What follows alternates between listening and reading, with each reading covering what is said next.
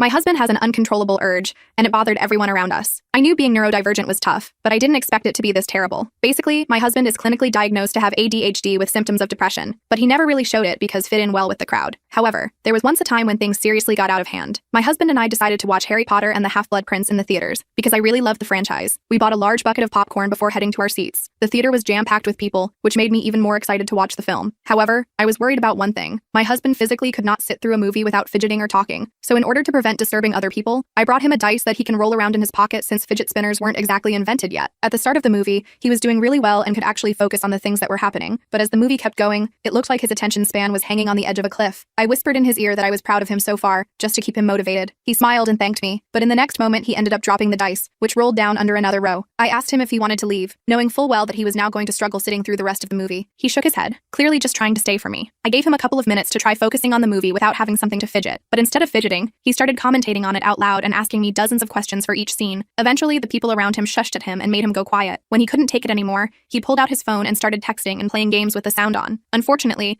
the screen was incredibly bright in the darkened room, and so the people around us got annoyed. The man sitting directly behind us tapped on my husband's shoulder, telling him to put his phone away. When my husband refused, the man started kicking the back of our seat, trying to annoy my husband as payback. After a couple more kicks, my husband stood up, leaned over, and punched the guy's face. The guy was shocked, but got up, leaned over, and punched my husband back with more force. People around us started screaming and trying to move out of the way while the two men held each other and exchanged punches and curse words. It was the first time I had ever witnessed a fight, and I had no idea that you can actually hear the impact of punches landing. Then, a few people who had been fed up with my husband joined in, and started to help beat him up and kick him around until he was lying down on the floor. The fight stopped once he was down, and everyone returned to their seats to finish watching the movie. I helped my husband up and dragged him out of the theater room. I was pretty shaken up, but the moment we were under good lighting, I stopped to check on my husband's bruises and checked for any major injuries. He balled his hands up into fists, still feeling very agitated by the entire event. A few of the staff showed up and asked what happened, and we tried to ignore them, but their pushy behavior made my husband erratic again. He threw punches at the staff while they yelled for him to calm down. I apologized profusely, and I dragged him out of the theater before they called the cops. Later that night, we talked about his suddenly aggressive behavior, and he explained that he knew better than to fight,